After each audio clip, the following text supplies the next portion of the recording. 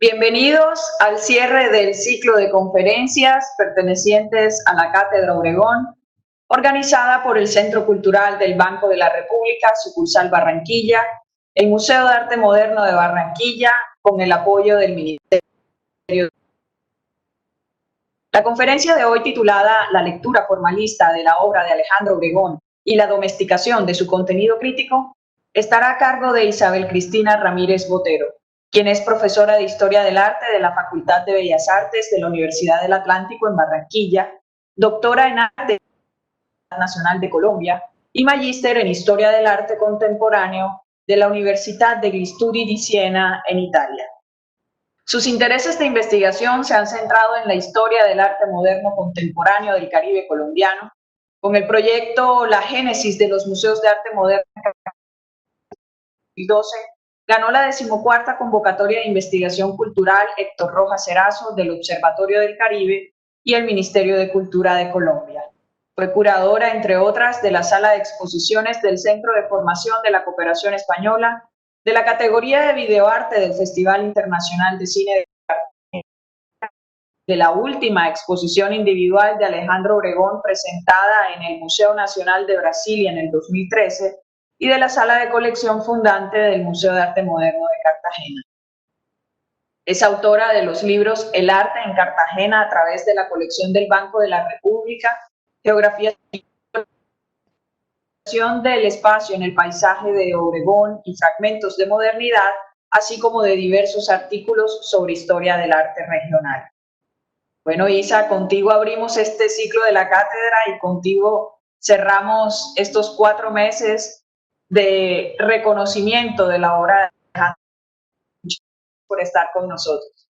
Hola, Catherine. Muchas gracias a ti, al banco, al Museo de Arte Moderno de Barranquilla por esta invitación. De verdad que es un honor poder cerrar esta cátedra, que de verdad ha sido un espacio de discusión sobre Obregón, sobre su obra, sobre su trayectoria, sobre la enorme importancia de este personaje, de este artista para el arte colombiano, para el arte latinoamericano y por supuesto para el arte del Caribe colombiano. Ha sido muy interesante escuchar a todos mis colegas. Todos un poco hemos quedado como con esa idea de que nos quedó faltando esa última sesión de encuentro en el que sin duda habría muchas cosas que discutir y que cruzar. Les cuento además que, bueno, yo abrí, pero no abrí realmente. Lo que sucedió fue que, como esta cátedra se iba a hacer el 4 de junio, pues se decidió que como no se podía, pues yo hiciera una conferencia como para no dejar pasar el cumpleaños así. Mi intervención real en la cátedra es esta. Yo hoy les voy a hablar sobre todo de un tema sobre la recepción de la obra de Alejandro Obregón. Ya en esa primera, digamos, charla, hablé un poquito más, hay un poco sobre la investigación que yo he venido desarrollando sobre él y pues un poco algunos de los planteamientos que hice en la curaduría del año 2013 en Brasil. Pero hoy me voy a dedicar, digamos, a una faceta bien distinta, que es de Alejandro Obregón en la historia de Colombia y en la historiografía del arte colombiano, ¿no? Cómo ha sido recibida su obra. Voy a mirar sobre todo una faceta muy particular de esa recepción. En ese sentido, pues van a ver que hay muchos cruces de lo que ya se han planteado aquí en la cátedra, entonces es como bien interesante también estas dinámicas que se han generado en estos 10 encuentros, en donde Obregón, visto desde múltiples puntos de vista, pues nos ha permitido como pensar de una manera mucho más compleja todo su pensamiento, etcétera. Voy a compartir.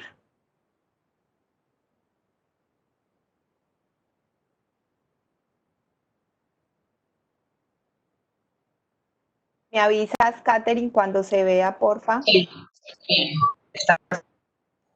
Perfecto. Bueno, entonces yo voy a hablar sobre lo que he definido como la lectura formalista de la obra de Alejandro Obregón y bueno, ya les contaré de qué se trata, como esta idea que he venido desarrollando sobre la domesticación de su contenido crítico. Para eso quiero arrancar desde un punto de partida, pero ahí no me voy a detener.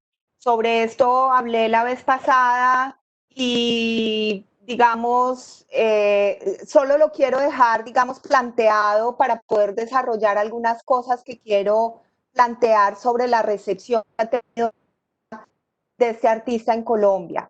Ese punto de partida es una hipótesis que yo planteaba en la exposición de 2013, pero que también dialoga muchísimo con algunos de los planteamientos que hizo Álvaro Medina en esta cátedra, y es la idea de que la violencia y el drama son una preocupación en Alejandro Obregón.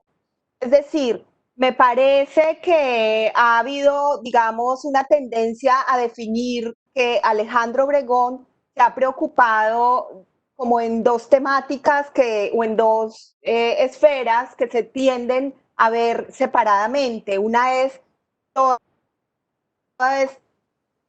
y otra es toda esta preocupación por la violencia, por los temas políticos, por las coyunturas políticas nacionales.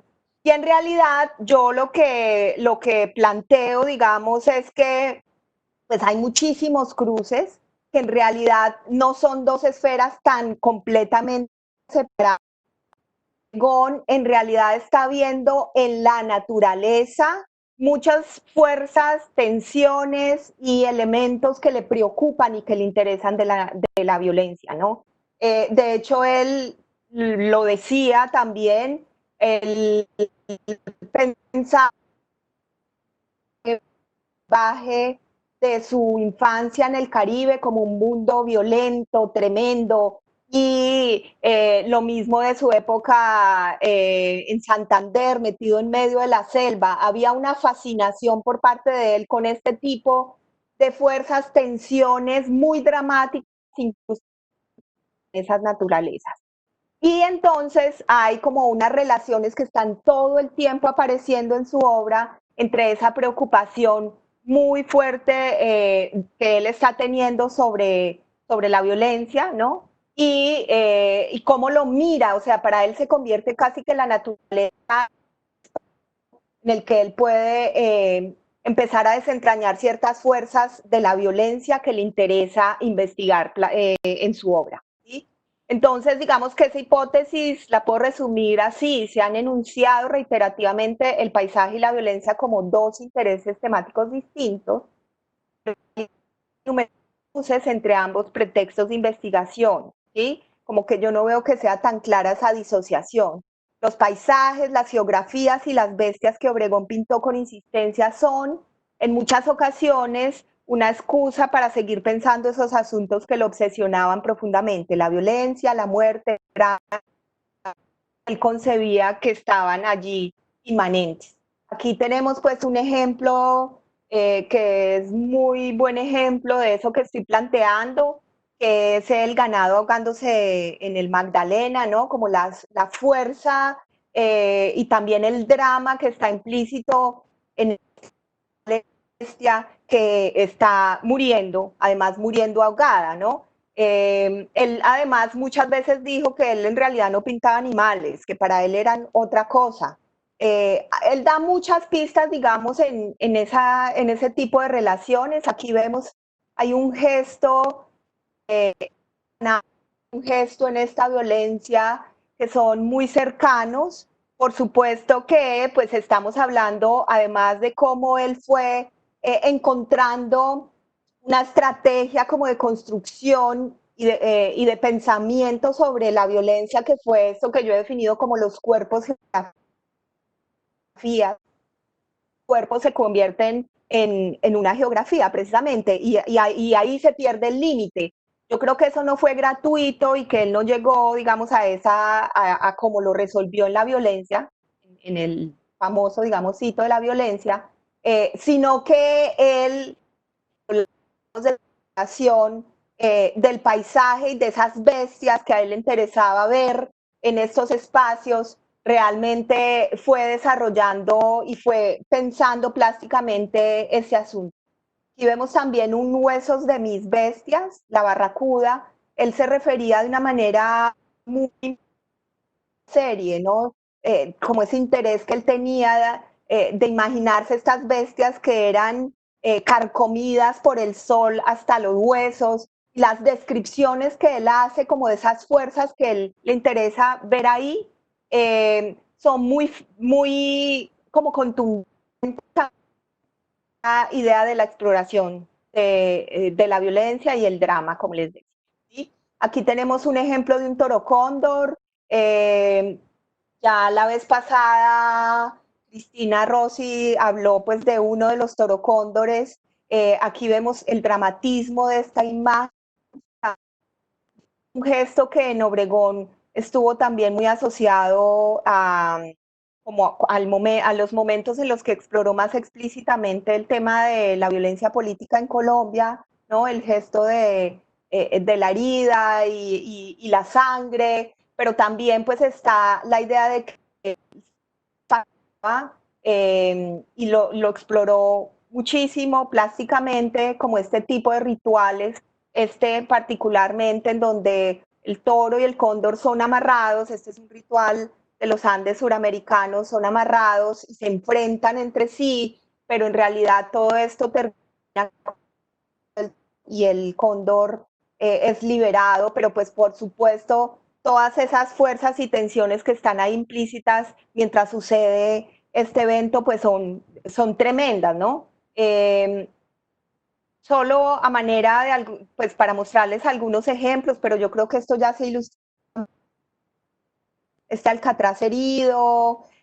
Aquí hay como algunas obras en las que él sí hizo unas referencias mucho más claras a esa relación entre esas bestias y ciertos elementos de la violencia o de la historia política en Colombia, ¿no? Esta es una obra muy particular, es un grito refiriéndose pues a la revolución de los comuneros del siglo XVIII, como aquí uno puede presentir un personaje con los brazos en alto, pero el cóndor que ha sido visto de una manera que ahora veremos, digamos, a mí me parece que ha sido una manera que la exploración que Obregón tuvo de estas bestias era mucho más compleja en ese pensamiento que tuvo sobre las complejidades de lo que es Colombia, de lo que son sus problemas y de lo que son también como sus bondades.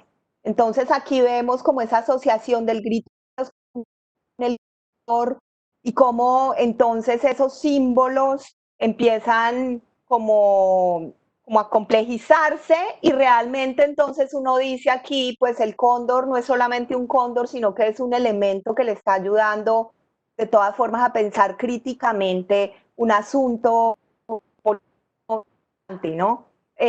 Ahora estamos, en general estas obras fueron del periodo, creo que está mal fechada, pero estas obras fueron del periodo de la dictadura y en realidad él estaba, pues en la dictadura, sabemos, produjo un montón de obras pues a eventos particulares. Sabemos pues de las luchas de los campesinos en este periodo por las tierras, entonces como volver sobre ese evento de El Grito de los Comuneros, así fuera en otro momento de la historia, pues es un guiño que él hace con una obra, le hace un homenaje a Galán, que era el líder de los comuneros precisamente, que fue asesinado, ¿sí? Pero lo hace a través de un ave fulminada por un rayo, que fue otra de sus series que trabajó con insistencia. Entonces, también aquí veo yo que él hace algunos guiños de cómo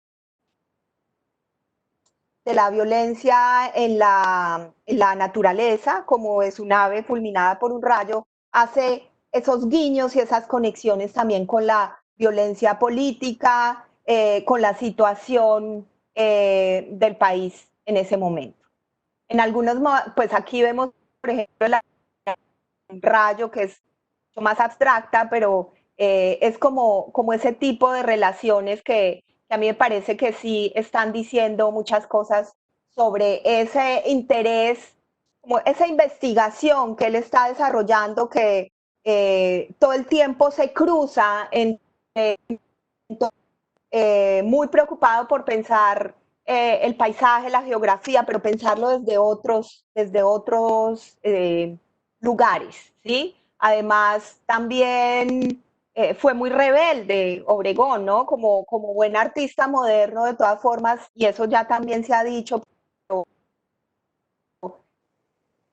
cómo coge esos géneros tradicionales y hace de ellos otras cosas. Aquí tenemos otra versión del estudiante muerto que a mí me parece que es interesante porque es una versión intermedia entre la mesa que uno puede todavía presentir aquí, ¿cierto? Con esta copa, y aquí está,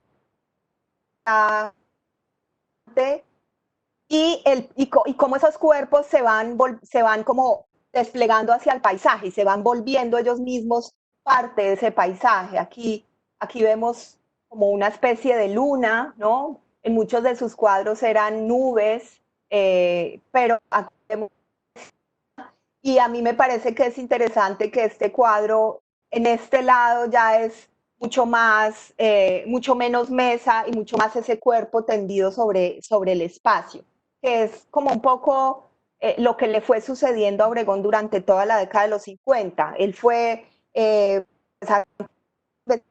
partían mucho desde los bodegones, pero siempre el paisaje y el horizonte estuvo ahí detrás.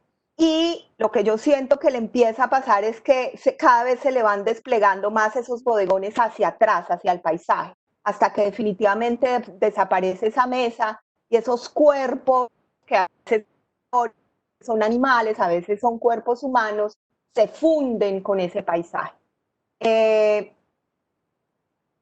Bueno, pero les dije que ese era, digamos, solo un punto de partida.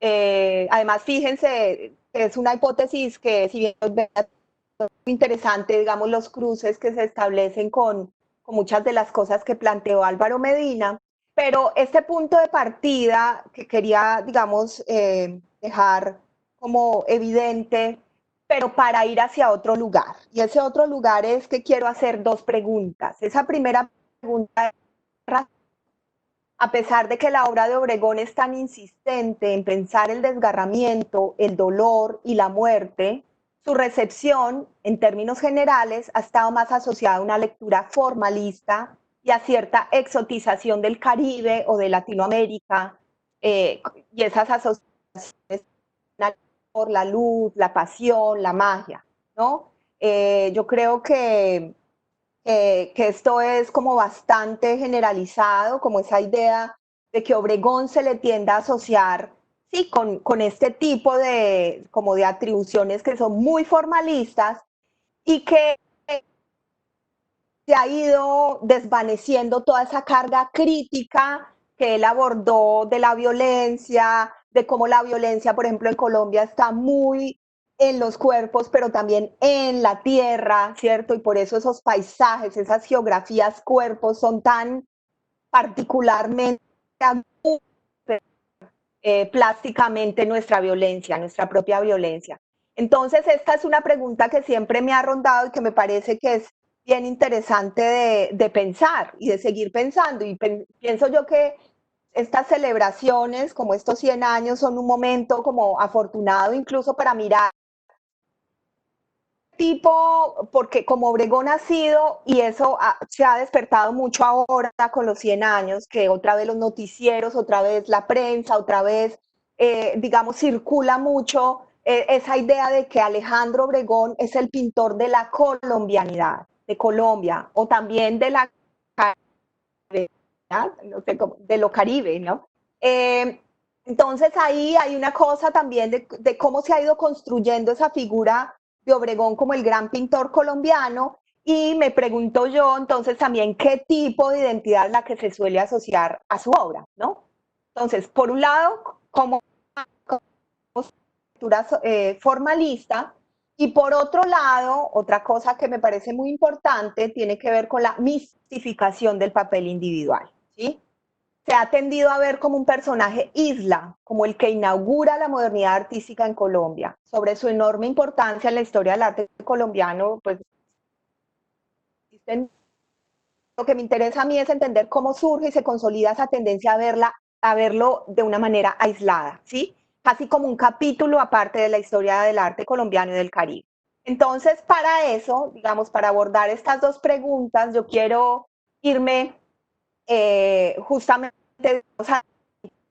que él empieza pues su carrera en Colombia, en el que es como el momento de despegue, ¿sí? De Alejandro Obregón. Y lo que pues yo me encuentro es que hay obviamente esa circulación y esa consolidación de su carrera colombiano más importante de ese periodo se da justamente en un contexto muy particular y es un contexto político, el contexto de la Guerra Fría. ¿Sí? Y precisamente en ese contexto va a ser bien interesante ver cómo se va consolidando una lectura, no solo de Obregón, sino de toda su generación, pero muy particularmente de Obregón, de una lectura que es muy condicionada por esa mirada formalista. Cuando digo formalista, me refiero a esas ideas que circularon en este periodo, precisamente, el MoMA, desde, pues, con Alfred Barr, que fue su director por muchos años, y digamos toda una institucionalidad del arte que desde Estados Unidos estaba desplazando un poco de París a Nueva York el centro del arte y empieza a circular una sobre que el arte, digamos, el arte en los contextos democráticos era un arte que debería solamente, digamos, responder a la libertad del artista, ¿sí? Y la mirada formalista tiene mucho que ver con esa intención de que el arte especialmente problemas asociados al arte mismo, es decir, asuntos como el color, la forma, el espacio, la exploración de la luz, etcétera, etcétera. Entonces, viene todo este boom del expresionismo abstracto y de la abstracción en general, que empieza a ser promovido desde ciertos circuitos, ¿sí? Con esa idea también muy clara de supuestamente despolitizar el arte, y pues específicamente aquí estamos hablando de América Latina. Entonces, desde la OEA, que es una institución, ¿sí? Primero Unión Panamericana, después se convierte en OEA, pero la Secretaría en Washington se sigue llamando Unión Panamericana. Entonces, desde la OEA se empieza a promover ese tipo de arte moderno en el que se busca, desde esa lectura formalista, digamos, incentivar ese tipo de exploraciones mucho más cercanas a la abstracción y sobre todo se veía con muchísima inquietud, digamos, y con muchísimo recelo el que había tenido una pues, influencia tan importante en todo el continente y todo lo que fueran los indigenismos, los americanismos, como en los años 20 y 30 en el arte de toda América Latina hubo una serie pues muy amplia, digamos, de investigación en las que los artistas estaban buscando preguntarse por lo propio, que era el arte propio moderno latinoamericano, ¿no? Ahí hubo pues una mirada puesta en todo lo que había sucedido con las vanguardias europeas, pero al mismo tiempo una influencia muy importante del muralismo mexicano. De arte empezó a ser asociado con el realismo socialista y pues con tendencias de izquierda. Sabemos pues que pues, los muralistas, especialmente Rivera, Siqueiros, pues eran abiertamente, digamos, de izquierda, de hecho militantes, etcétera. En el marco de la Guerra Fría, lo que se empieza es a construir como esas oposiciones insalvables casi, ¿no? Entre la idea de cómo ese arte de los 20 y 30 era un arte localista y que en realidad el arte nuevo, moderno, ahí sí moderno, debería mirar, debería pretender, digamos, hablar los lenguajes universales, esa oposición entre el realismo social y la abstracción, o siempre se catalogaba y se tildaba el arte muralista o el arte de los americanistas, por ejemplo, en Colombia, como un arte panfletario, que se planteaba, digamos, que en el nuevo momento, ya en los años 50, era el momento de la libertad del artista, ¿no? Donde el artista no tenía que rendirle pleitesía a nada ni a nadie, sino que se debía solamente a sí mismo. Entonces, en ese panorama de la Guerra Fría se tiende a aplanar todo y entonces empieza a asociar ese tipo de arte como un arte de los totalitarismos, mientras que el arte moderno que debía renovar como el arte latinoamericano era un arte de la... Entonces, en ese contexto hay un personaje que es muy importante, que es José Gómez Sicre, que fue el director de la Unión de la División de Artes Visuales de la Unión Panamericana. Él, pues, era cubano, crítico, él en realidad había tenido una formación inicial en Derecho Internacionales, como diplomático, llega a Estados Unidos a partir de una relación muy directa con el MoMA, con Alfred Barr, colabora con ellos en algunas exposiciones de arte cubano que se hicieron en Estados Unidos en el MoMA, y empieza allí una carrera hasta que llega en el año 48, creo, 47, 48, 48 a ocupar este cargo en la Unión Panamericana. ¿Sí? Precisamente quien lo nombra es cargo colombiano, que también jugó un papel muy importante en la consolidación de la OEA. Entonces ahí empieza como una serie de vínculos que Gómez Sicre va a tener con Colombia. ¿Sí? En el 48, en el 49 precisamente hace una exposición en Colombia, que es como la primera exposición interamericana, porque, digamos, la manera de proceder de Gómez Sicre desde la Unión Panamericana fue organizar toda una red, ¿sí? Y toda una red de circulación de ese arte moderno, digamos que era el arte moderno válido que debía renovar el panorama artístico latinoamericano. Le interesó muchísimo definir y seguir insistiendo como en esa idea de no hablar más de los nacionalismos, ¿no? No hablar del arte de Colombia, del arte de México, sino hablar del arte latinoamericano en términos generales, o sea, que fuera un corpus reconocible el arte latinoamericano. Y por otro lado, pues estaba todo ese interés de impulsar ese tipo de arte que él entendía era el arte nuevo, el arte que venía para renovar.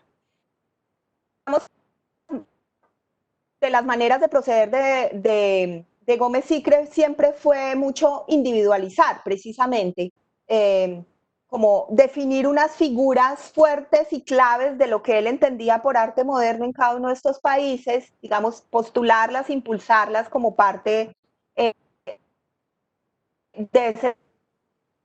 Entonces él promovió exposiciones, ayudó a consolidar colecciones, apoyó bienales, vimos el caso de la Bienal de Córdoba, que pues es muy interesante todo lo que planteó hace una semana Cristina Rossi, porque precisamente es un ejemplo que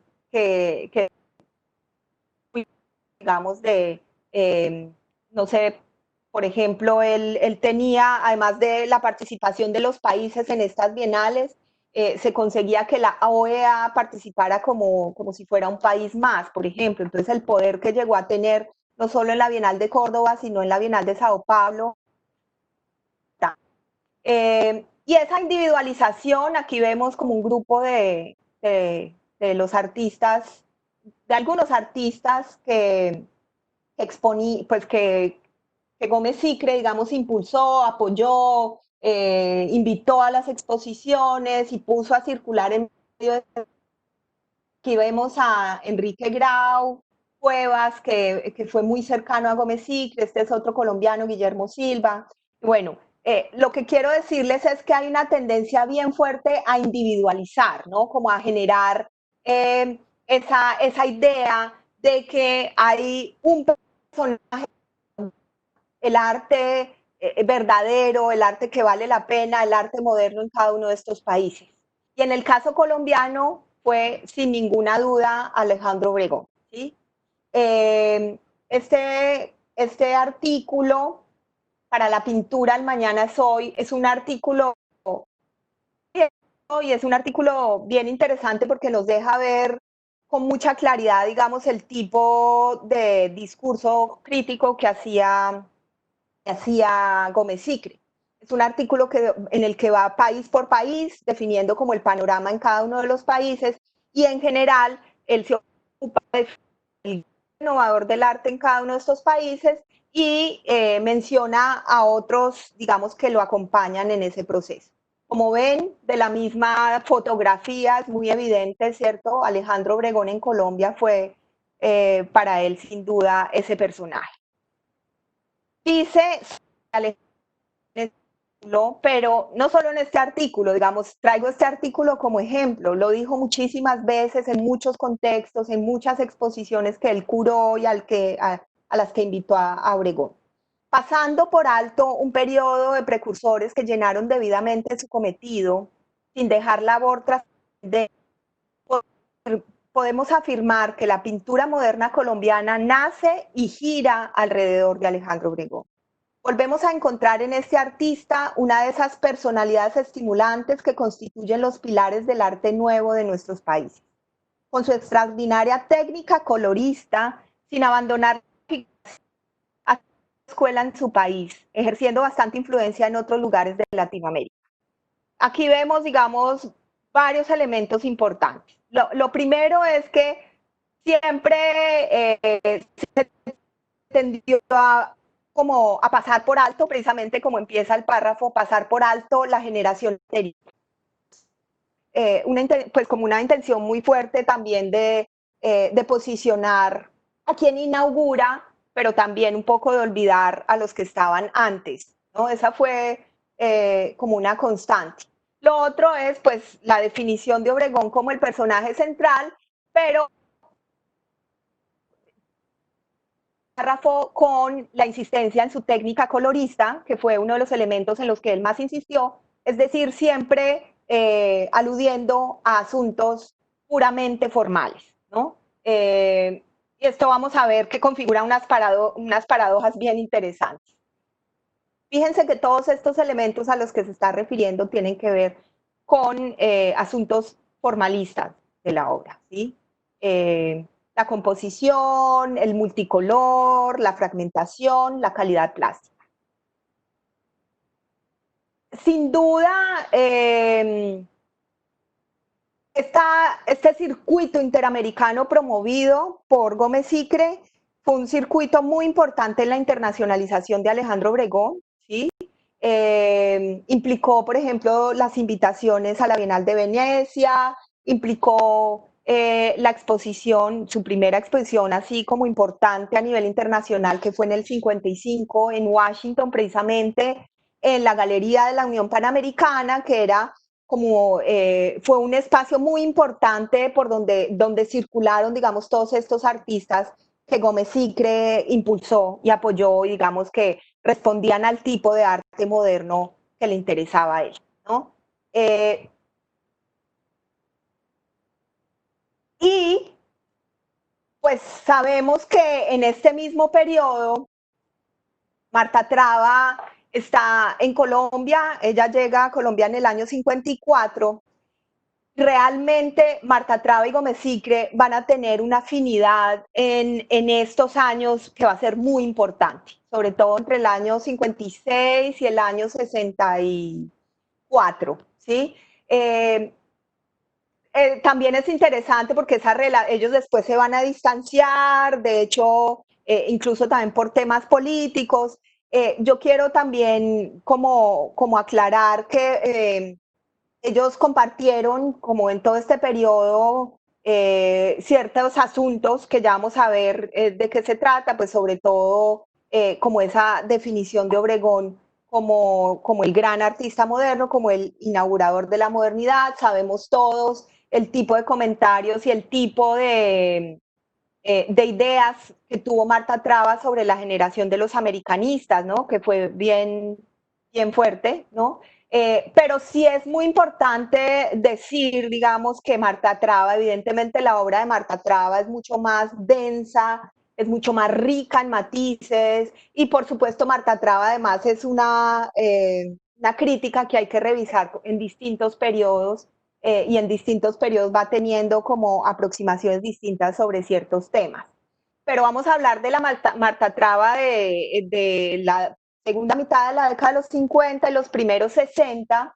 Eh, en el 58, por ejemplo, ella entrevista a Gómez Sicre en una entrevista que se publica en El Tiempo. Es una entrevista en la que es evidente que ella, digamos, conoce toda la gestión que está haciendo Gómez Sicre, le interesa, ¿sí? Y además comparten muchos elementos en su concepción sobre el arte latinoamericano. De hecho, ella pues en este periodo también publica algunos artículos que van a ser muy importantes en defensa de esos mismos elementos que estaba planteando Gómez Sicre. Por ejemplo, ella postula temas como la idea del nacionalismo y eso, y que definía también como demagógicos, como el gran problema del arte latinoamericano, en este artículo que publica en Mito, y hace un desarrollo muy amplio, con mucha más carne, si se quiere, del tipo de aproximación que tenía Gómez Sicre. Por supuesto, Gómez Sicre era un personaje que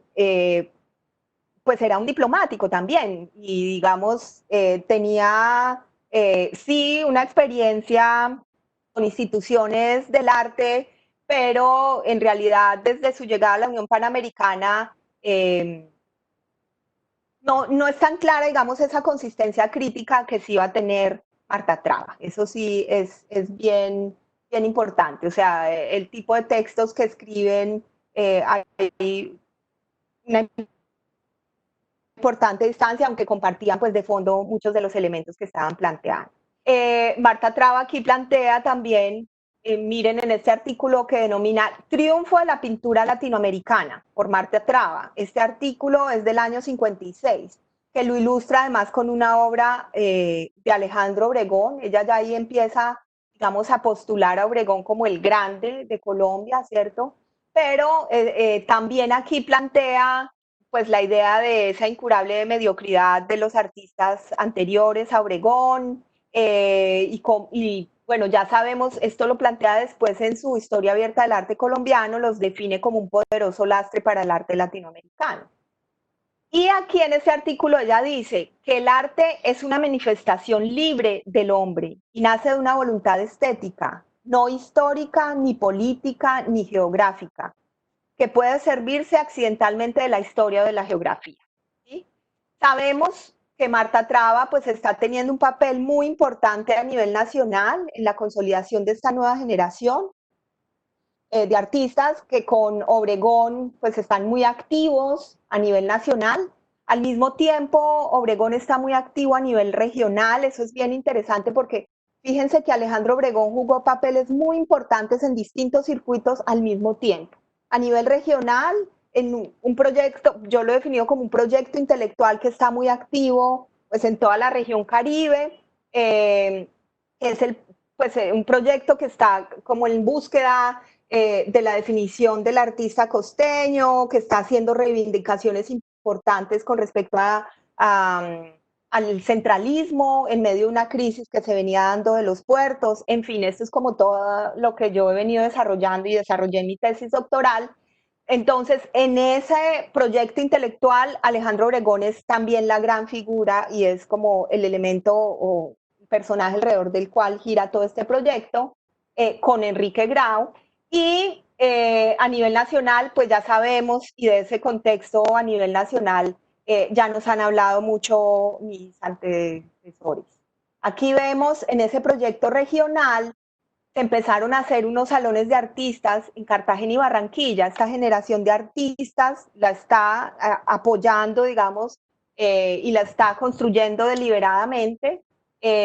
Unos salones que empezaron siendo regionales, los salones de artistas costeños, de los cuales hicieron varias versiones desde el 45 en adelante. Esos salones después los convierten en salones nacionales, como ven aquí, concurso nacional y nacional, tanto en Cartagena como en Barranquilla. Y finalmente, a través de este vínculo estrecho que tuvo pues Alejandro Obregón, pero también Enrique Grau, logran vincular estos salones y construir esa, como ingresar en esa red interamericana de arte moderno a partir de ese vínculo tan cercano con Gómez Sicre. De hecho, si recuerdan, aquí en el mapa que les mostré antes, aparecen como ciudades incluidas en los recorridos Bogotá, Barranquilla y Cartagena. Efectivamente, podemos decir incluso que el gran vínculo de Gómez Sicre en Colombia se construye es a partir del Caribe colombiano, a partir de la región, mucho más que del centro. Ya a principios de los años 60 esto va cambiando, porque ya se funda el Museo de Arte Moderno en Bogotá, se empiezan a hacer los salones eso de arte joven, y bueno, digamos que todos estos vínculos de Gómez Sicre con Colombia se han ido investigando últimamente bastante. William López, mirando ese vínculo con el Museo de Arte Moderno, Nadia Moreno lo ha estudiado, Alessandro Armato. En fin, hay varias investigaciones que han empezado a mirar como este tipo de relaciones de la OEA en medio de la Guerra Fría, con Colombia.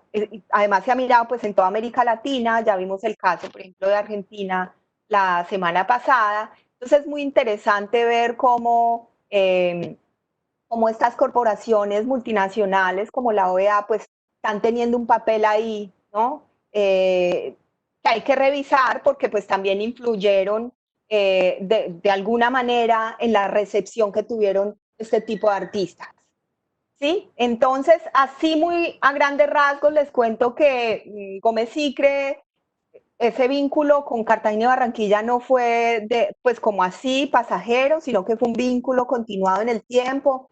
Ya desde el 56, el 57, está enviando textos para publicar en el Diario del Caribe. El Diario del Caribe era un espacio muy importante, digamos, de ese proyecto intelectual del que les estoy hablando, que se estaba dando en la región, ¿cierto? Y es eso que hemos conocido, digamos, como el grupo de Barranquilla, pero que en realidad yo he visto que es un grupo mucho más amplio, que no está solamente vinculado a Barranquilla, sino que está precisamente están preocupados por pensar la idea de región y de arte regional. Entonces, ahí suceden muchas cosas muy interesantes porque además hay muchos cruces con la literatura, con la danza, con el cine, etcétera, etcétera. Entonces, digamos que ahí hay un encuentro que es muy afortunado de ida y vuelta entre Gómez Sicre con estos contextos donde hay una cosa tan activa como esa serie de salones, y pues de este grupo de jóvenes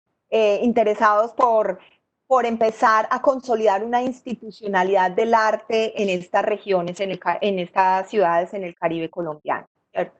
Porque pues este es un grupo, y estoy hablando como grupo pues de Obregón, Grau, Cecilia Porras, Miguel Sebastián Guerrero, y Hernando Lemaitre, otra serie de artistas y de intelectuales que están muy activos en ese momento en la región. Aquí solamente les muestro de pasada algunas fotos de la presencia de Gómez Sicre en esta serie de exposiciones, que además fueron claves, porque además ayudaron a consolidar las colecciones de base de los museos nacientes de Barranquilla y Cartagena, que de hecho fueron museos muy pioneros en Colombia precisamente porque este vínculo con todo este circuito interamericano pues tuvo un impacto importante de impulso, ¿no? Y ese vínculo sin duda venía pues en gran medida por esa trayectoria y ese vínculo directo que tenían Obregón y Grau con Gómez Sicre. Y en estos salones hay un apoyo también muy importante de Marta Traba. Por supuesto, como había una gran, como había unos intereses comunes en la manera como estaban entendiendo el arte en ese momento, el arte latinoamericano. Por supuesto, ahí hubo como un cruce de caminos que fue importante para todos, ¿sí?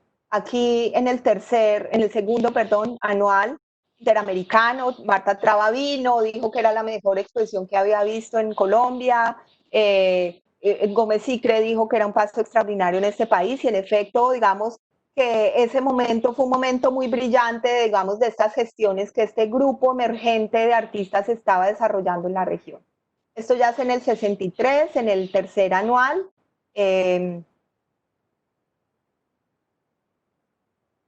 Bueno, este circuito entonces que les acabo de mostrar a muy grandes rasgos también, de pronto si ustedes después tienen preguntas, váyanlas guardando y las conversamos al final. Tengo que ir muy rápido porque de nuevo voy hacia otro lugar. Lo que les quiero mostrar es cómo en la Guerra Fría entonces pues se está promoviendo este tipo de ideas, ¿cierto? Son ideas que entonces están tratando de desmarcar al arte latinoamericano de cualquier posibilidad, digamos, de hablar de temas políticos, de, de alejar lo que más se pudiera a los artistas latinoamericanos de la idea del arte comprometido, que era visto pues como el demonio, por supuesto, en este marco. Entonces, precisamente lo que quiero plantearles a partir de lo que les mostré en la primera parte, ¿sí? Y en la segunda parte, es que, por supuesto, Obregón fue el gran protagonista, pero al mismo tiempo un protagonista muy paradójico de ese circuito interamericano, ¿cierto? Porque sabemos que ni fue abstracto, pues no fue abstracto en realidad, y tampoco era un artista que no se preocupara por temas políticos. Como les dije antes, pues de hecho es una cosa bastante presente en su obra, ¿sí? Entonces, es muy interesante ver que de todas formas Obregón sí puso en aprietos a Marta Traba y a Gómez Sicre, ¿cierto? Y sí hay unas estrategias retóricas para un poco dejar, dejar pasar, ¿sí? De parte y parte, tanto de Gómez Sicre y Marta Traba como de el mismo Alejandro Obregón. Entonces, quiero mostrarles, digamos, cómo fue esa recepción que hicieron de esta serie de obras, ¿no? Marta Traba en este artículo del 59, que es un artículo muy importante, Obregón y la pintura colombiana, muy importante digo yo porque ya en este artículo define como los puntos centrales que ella va a desarrollar en su historia abierta del arte colombiano, que sabemos va a publicar mucho después, pero ya aquí están como esos elementos. Eh, por ejemplo, dice, aquí en Colombia, Obregón representa no solo el papel de excelente pintor, sino la fuerza auténtica a quien le corresponde, sin discusión, la entrada del arte colombiano dentro de la órbita contemporánea. Pero Obregón ha pintado por pintar, por el color en sí mismo, por el disparate lírico de sus formas en sí mismas. Por eso es el primer pintor contemporáneo de Colombia. Su comprensión de la pintura como un acto gratuito que solo suscita placeres estéticos, sigue siendo hoy tan importante como hace 10 años, ya que no todo el mundo ha comprendido que ese es el gran descubrimiento del arte del siglo XX. Pero otras paradojas, por ejemplo, Obregón se gana en el 56 el premio Guggenheim, que era un premio también promovido desde Estados Unidos, etcétera, con esta obra que es Estudiante Muerto y que ya hemos hablado también sobre eso, pues tiene unos elementos políticos muy fuertes. Obregón la hace pues en medio de la dictadura como reacción muy fuerte sobre esta matanza a los estudiantes que se da pues tan tremenda, donde muere Uriel Gutiérrez y otros 10 estudiantes de la Universidad Nacional en Bogotá. Entonces él hace esta obra y por supuesto esta obra tiene una connotación que es todo lo contrario, digamos, a lo que le podría interesar a ese circuito interamericano. Lo más curioso es que él se gana el premio Guggenheim con esta obra y esta obra es la que es un premio de adquisición, porque generalmente en este circuito se daban premios de adquisición, y esta obra es la que pasa a ser parte de la colección del Museo de Arte de las Américas en Washington. Entonces, fíjense, digamos, la paradoja también que está aquí implícita, pero fíjense el tipo de lectura que se hace. Marta Traba escribiendo sobre los premios Guggenheim y hablando sobre Obregón específicamente, que había ganado con esta obra, dice: la pintura de Obregón está hecha de fuegos artificiales, de explosiones de color, de flechas, aves y frutos que señalan misteriosos caminos simbólicos.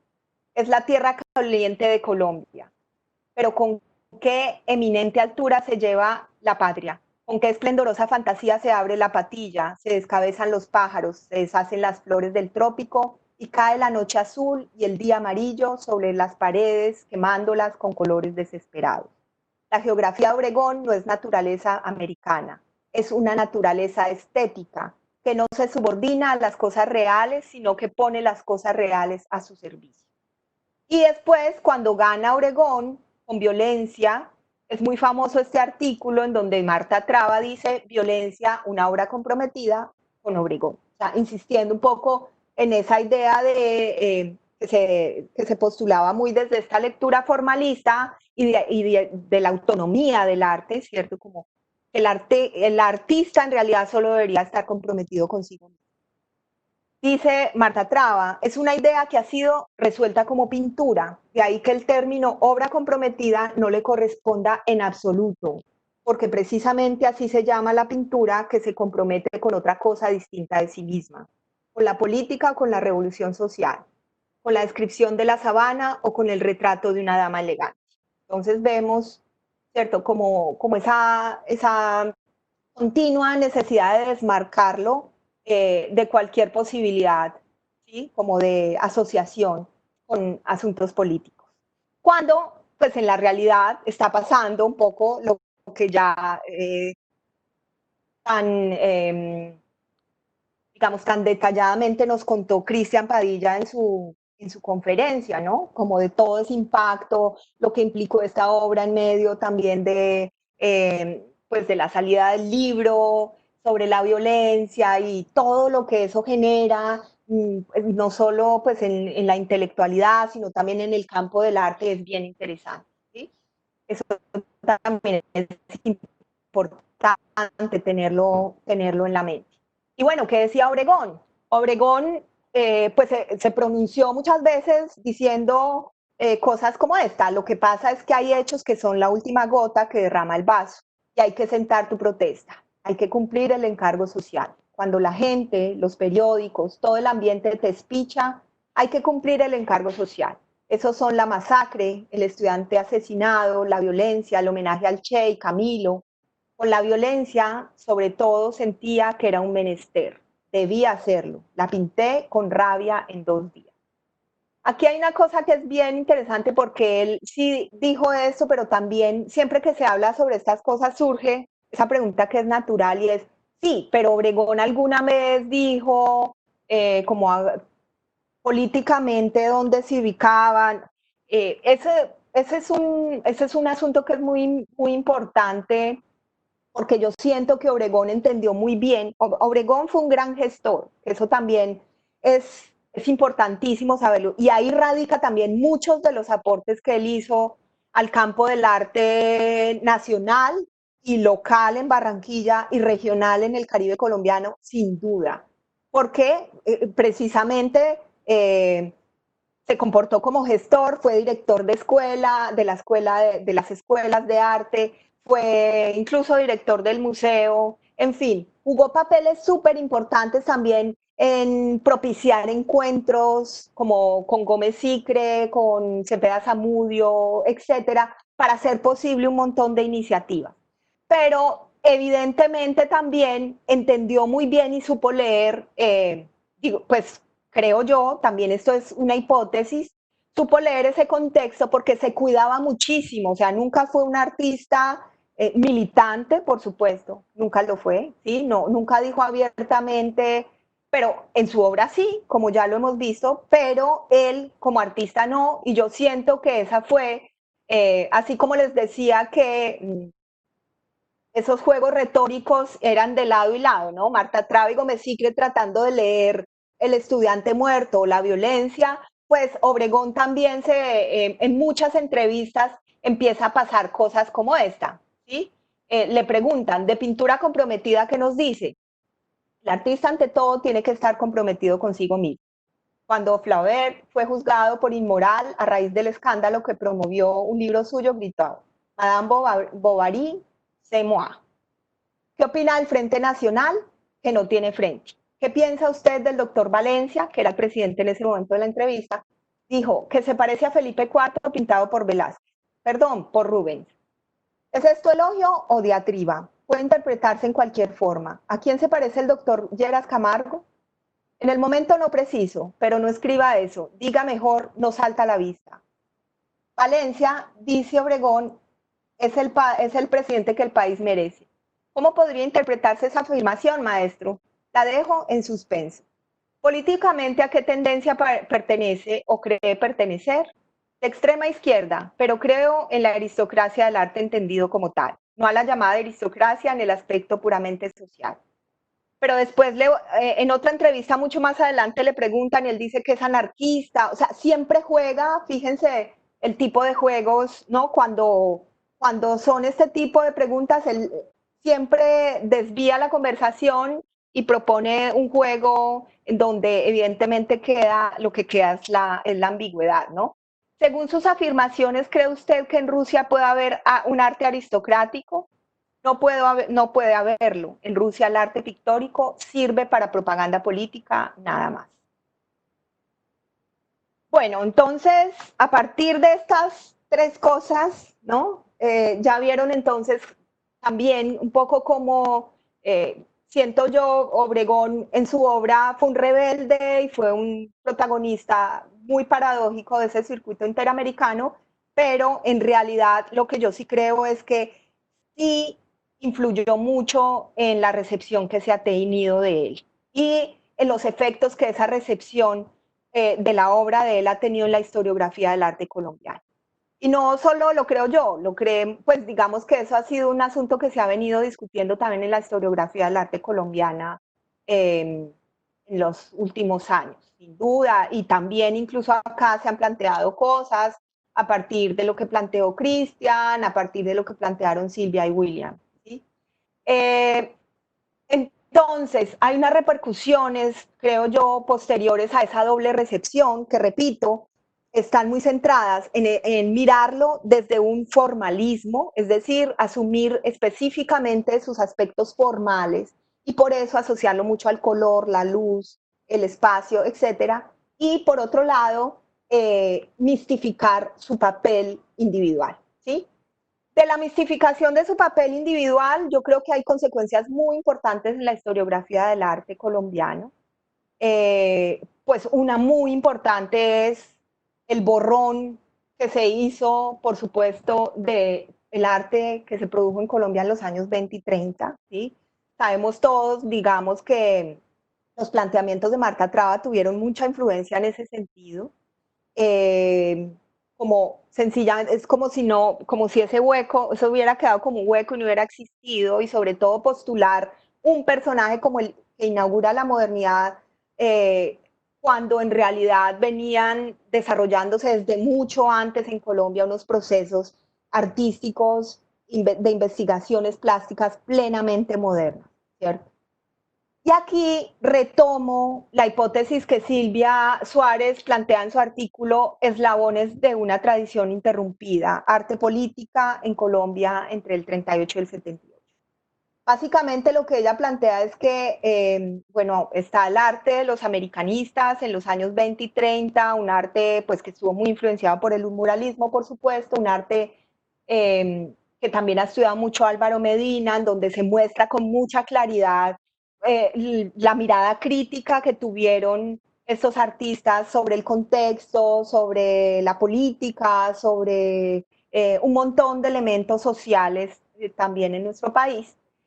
Y el arte político de los años 70, con este resurgimiento tan fuerte y potente, sobre todo de la gráfica, por ejemplo, y bueno, los 70 ya sabemos todos, y a partir de ahí también todo lo que nos mostró Cristian, todo ese resurgimiento del tema pues de la violencia en un momento pues tan álgido como ese.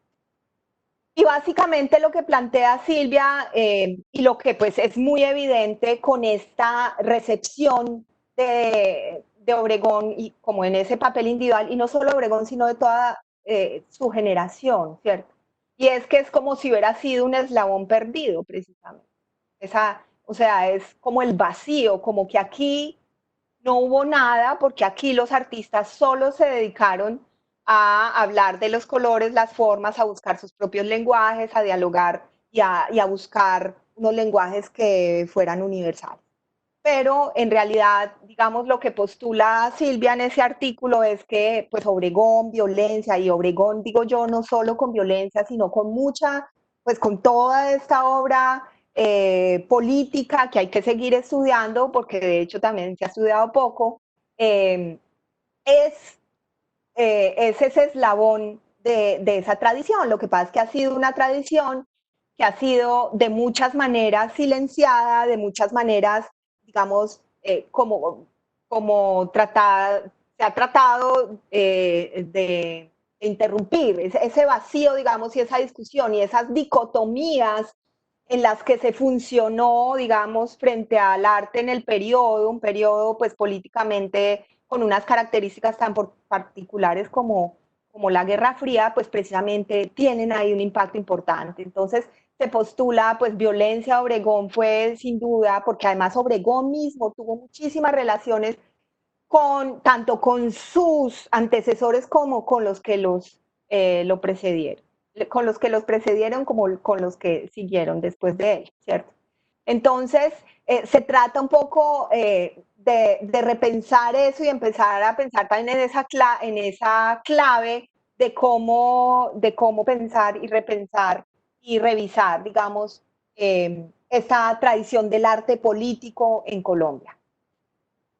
De la mirada formalista hay también unas derivaciones que me parece muy interesantes en revisar, ¿sí? Se ha derivado en una especie de domesticación de su contenido crítico, en el marco de esa lectura identitaria fácil que se asocia al Caribe colombiano y a Colombia en general, ¿sí? Como los escenarios del realismo mágico o lo que Brunner ha definido como el macondismo. Macondismo no para referirse a la obra de, de Gabo, pues obviamente parte de ahí, pero para referirse a unas ciertas lecturas que se han hecho de la obra de Gabriel García Márquez. Brunner dice, en un nivel de extrema banalidad, Macondo habla de lo exótico que es nuestro continente y repite el gesto, ahora invirtiéndolo, con que los europeos de hace algunos siglos contemplaron nuestra flora, fauna, mares y habitantes nativos. Pero también en el Caribe colombiano hay una investigación muy interesante de José Antonio Figueroa que plantea esa hipótesis central y que, digamos, dialoga muy bien con lo que yo les estoy planteando, digamos, de esa lectura que se ha hecho formalista posterior asociada pues a la magia y al Caribe, como esa idea esencialista y colorida, iluminada, ¿cierto? Como idealizada. Mientras los movimientos campesinos y un número importante de intelectuales regionales retrataban críticamente y cuestionaban los elementos de la cultura regional del Caribe, que contribuyen a la constitución de uno de los modelos sociales y económicos más desiguales de Colombia, influyentes sectores del Partido Liberal, periodistas, miembros de las élites locales de la costa atlántica y folcloristas, entre otros, llevaron a cabo una campaña cultural que retrataba la costa atlántica como el emporio del tradicionalismo, del pacifismo, del sensualismo y de la espontaneidad. Este proyecto se nutrió del reconocimiento de García Márquez y tuvo como uno de sus elementos constitutivos una lectura del escritor en la que resaltan la excepcionalidad y el exotismo del habitante de la costa atlántica, expresados en la magia, la poliginia y la sensualidad, el comunitarismo, el honor, etc. Y se dejaron de lado los elementos críticos sobre la cultura regional que había en la obra del propio García Márquez. A mí me parece que obviamente García Márquez y Obregón hacen parte de este mismo proyecto intelectual regional, ¿cierto? Y pasa en este marco que está planteando aquí Figueroa, pasa un poco lo mismo con Alejandro Obregón, ¿no? Ya casi voy a terminar, pero quiero mostrarles algunos elementos de cómo ha sido, digamos, esa recepción y cómo ha empezado a repetir esa idea de Alejandro Obregón, asumiéndolo como el pintor de la magia, del color, y que por supuesto eso ha impedido ver a profundidad todo eso de dramático, que así sea colorido, es dramático, es fuerte, es doloroso, etc. Entonces dice, la magia insuperable de Alejandro Obregón, este pintor es el creador supremo de la geografía nacional y el conquistador del color del Caribe. Aquí están como los dos elementos, ¿no? Porque también, y ahora con el centenario, repito, pues se ha insistido mucho en que es el pintor de la colombianidad. Y eso, pero fíjense, siempre asociada al color caribe. Entonces, ahí viene como, obviamente no me voy a detener en el contenido, me interesa mucho como que los títulos ya son muy explícitos del tipo de recepción.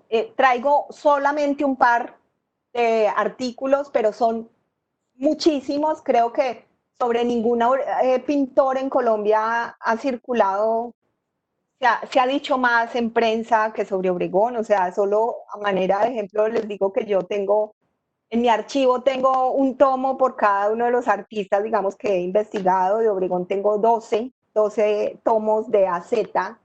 Eh, porque Obregón efectivamente ha tenido ese impacto y digamos se le ha asociado, como ven y como saben, ¿sí? Probablemente a esa idea de la figura del arte nacional. Entonces hay muchos elementos asociados a él que me parece que son muy interesantes.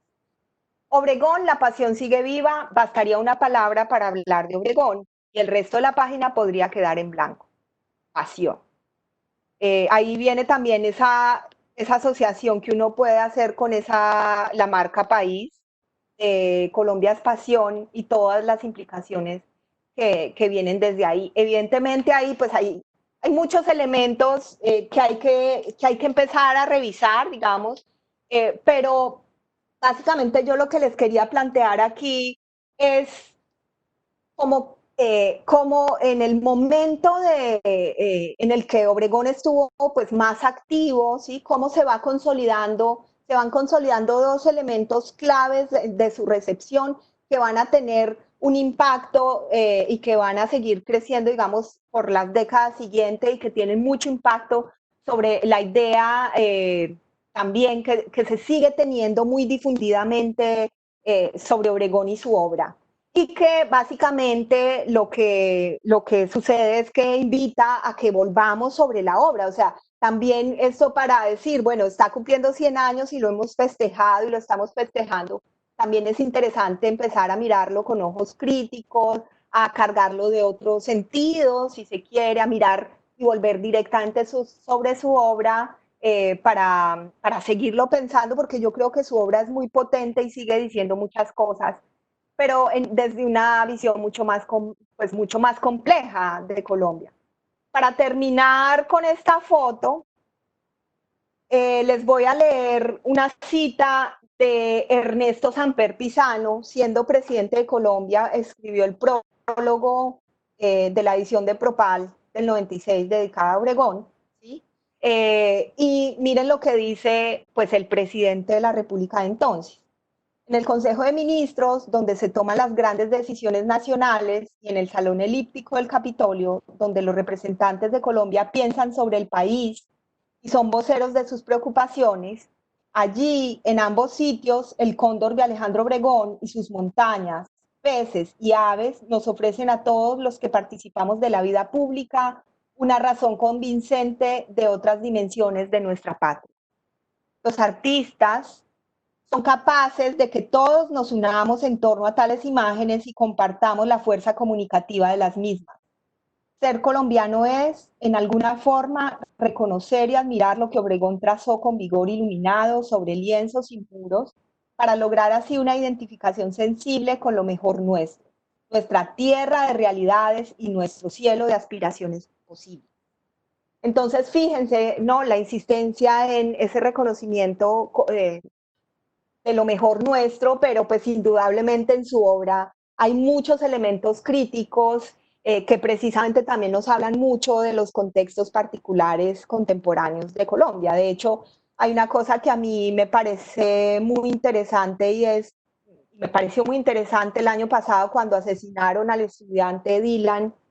eh, el estudiante muerto empezó a circular por WhatsApp, por redes, sí, y circuló muchísimo, ¿no? Entonces, fíjense cómo también Obregón nos sigue interpelando desde muchas dimensiones distintas y precisamente, pues, lo que quería plantear aquí es como esa necesidad de volver sobre esos contenidos críticos para que su obra siga brillando, ¿no? Pero sí, siga brillando mostrándonos no solo lo mejor de lo que tenemos, sino siga brillando pues precisamente desde esa agudeza con la que miró el problema de la violencia y muchos problemas que seguimos teniendo en Colombia.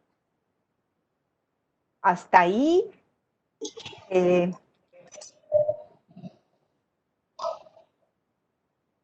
Kate, no sé. Muchas gracias Isabel por este gran cierre que además nos sorprende. Siempre hay algo más que mostrar de Obregón, ¿no? Siempre hay un detallito que nos invita a ahondar y a estudiar más su obra. Y me gustó mucho eso que con el tema que cerraste, porque Obregón, como lo hemos conocido, siempre estuvo ligado a su país y a sus realidades. Y el hecho de que a través de su arte, de su legado, se puedan seguir manifestando la sociedad y pueda seguir manteniéndolo vivo, si se puede decir, y retomando su arte para sentar sus pensamientos y su forma de mirar la vida, pues simplemente es extraordinario y eso es lo que siempre quiere un artista, ¿no? Que su legado sea perpetuo. En el chat no tenemos ninguna pregunta, simplemente agradecimientos. Están absolutamente felices por este excelente cierre. Nos escribió Norberto López, Jaime Charris, Ricardo Durán. Y bueno, Isabel, espero que pronto podamos volver a encontrarnos y poder disfrutar de todo ese conocimiento y todo esas amplias investigaciones que tienes alrededor del arte y del Caribe colombiano. Muchas gracias. Muchas gracias, Catherine. Gracias a todos y bueno, vamos a extrañar la Cátedra Obregón el próximo jueves. Sí, así es. Yo aprovecho que están conectados y les anuncio que ya próximamente vamos a abrir nuestras puertas al público el 1 de octubre. Así que aquí estaremos también transmitiendo desde acá, desde la virtualidad. Los eventos seguirán siendo virtuales, pero nuestros préstamos bibliotecarios ya los empezaremos a activar. Y también los invito a que el próximo jueves se conecten porque empezaremos con el ciclo del Río Magdalena y estaremos con las narrativas de Gabo que estaba comentando ahora. Así que todos están cordialmente invitados. Muchas gracias Isabel y gracias a todos por acompañarnos. Yo creo que superamos las 1000 personas, los 1000 asistentes virtuales durante toda la cátedra y eso es un número para nada despreciable. Muchas gracias a todos. Qué bueno. Gracias, Catherine. Chao. Chao.